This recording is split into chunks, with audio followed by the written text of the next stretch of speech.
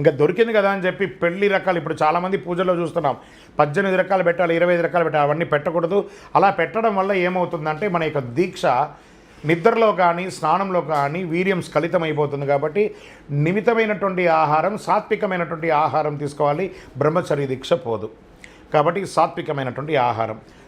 సాయంత్రం అల్పాహారం. వృత్తిని మాత్రం ఇంకెక్కువసేపు చేయాలి, బాగా గుర్తుపెట్టుకోండి. తర్వాత చెప్పులు లేకుండా ఉండడం, మధుమాంసాలకి దూరంగా ఉండడం, ఎవరిని పిలిచినా స్వామి అనే ఒక పేరుతో పిలవడం, ఆడవాళ్ళని మాత అమ్మ అని పిలవడం, ఇలా నేర్చుకోవాలి.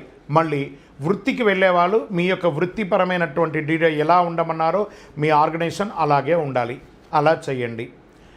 కింద పడుకోవడం, చక్కగా ఒక బెడ్షీట్ లాంటిది కలుపుకొని చక్కగా కింద పడుకోవడం. ఈ పనికిరాని వాట్సాప్లు, ఫేస్బుక్లు, యూట్యూబ్లు ఇవన్నీ చూసి టైంపాస్ చేసి భక్తికి దూరంగా ఉండకండి.